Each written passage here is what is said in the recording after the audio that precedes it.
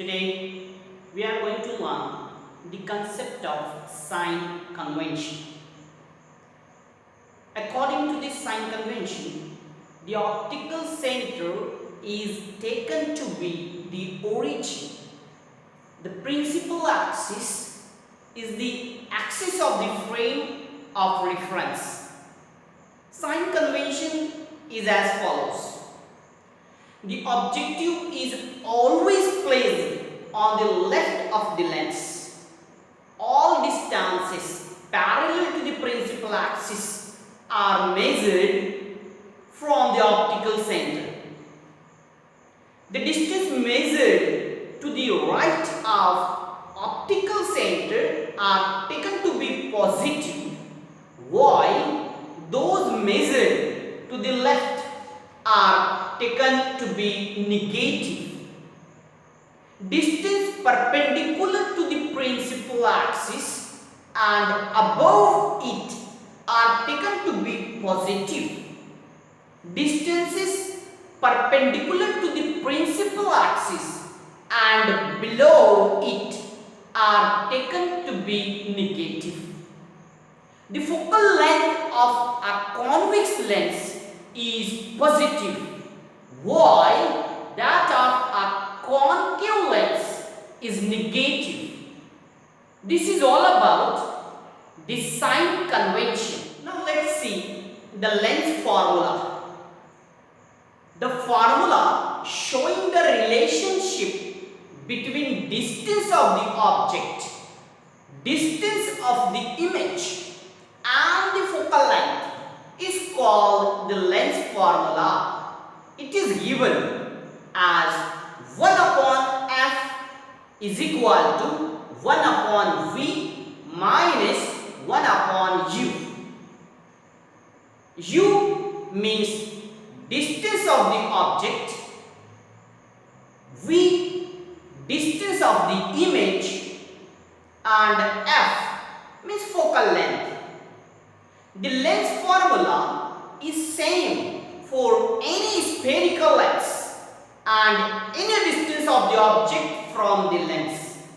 It is, however, necessary to use this sign convention properly. Magnification due to a lens is the ratio of the height of the image to the height of the object. Height of the image is represented by h2, height of the object h1. So magnification is equal to height of the image divided by height of the object. Means m is equal to h2 upon h1. Magnification due to a lens is also related to the distance of the object and that of the image from the lens.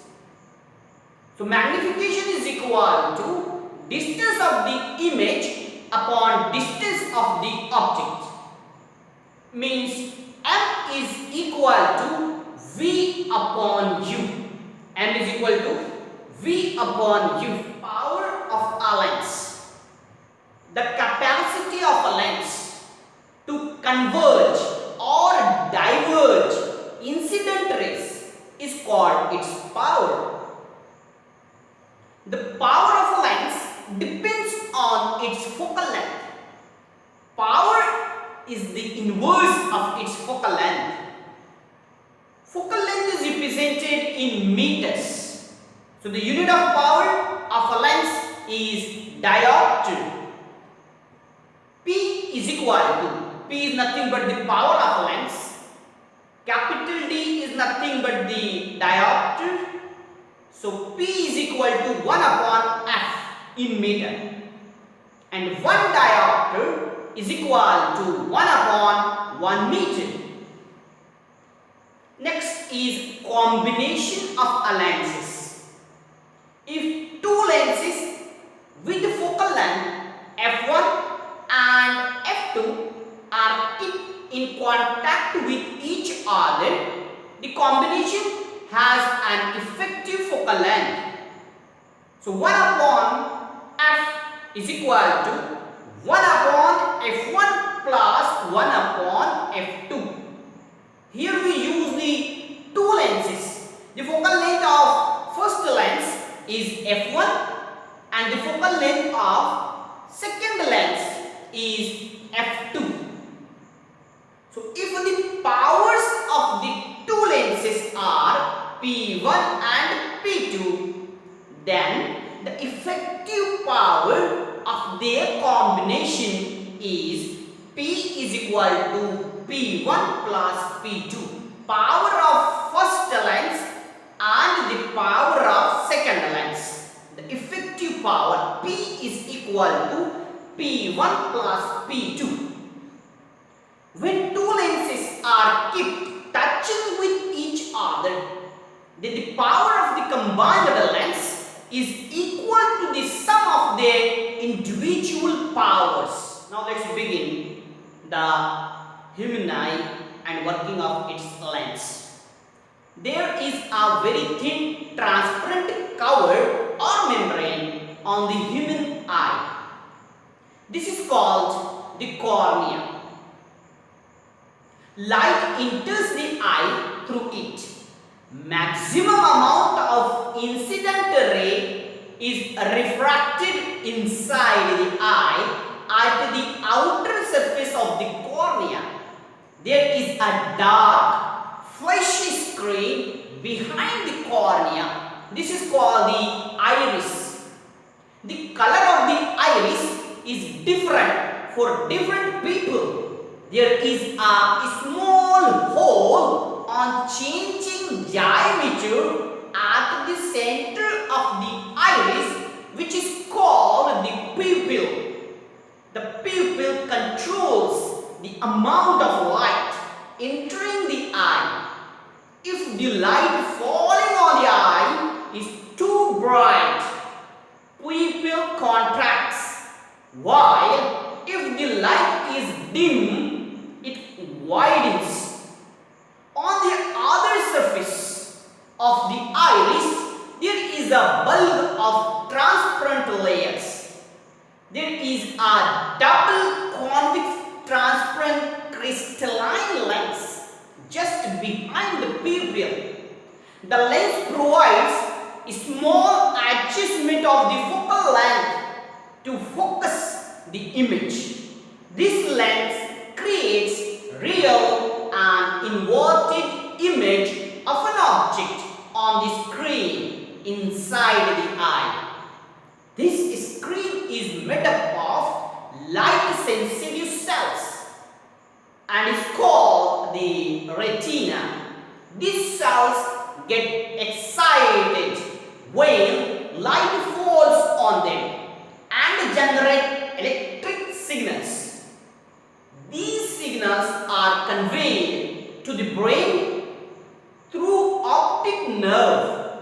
Later, the brain analyzes these signals and converts them in such a way that we perceive the objects as they actually are. While seeing objects at large, infinity distances, the lens of the eye becomes flat and its focal length increases as shown in the figure. While seeing nearby objects, the lens becomes more rounded and its focal length decreases as shown in the figure.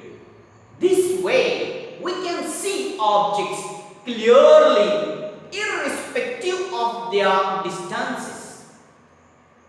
The capacity of the lens to change its focal length as per need is called its power of accommodation. Although the elastic lens can change its focal length to increase or decrease it, it cannot do so beyond a limit. The maximum distance of an object from a normal eye at which it is clearly visible without stress on the eye is called as minimum distance of distinct vision. The position of the object at this distance is called near point of the eye. For a normal human eye, the near point is at 25 centimeter. The farthest distance of an object from a human eye at which it is clearly visible without stress on the eye is called farthest distance of the distinct vision. The position of the object at this distance is called the far point of the eye. For a normal human eye, the far point is at infinity.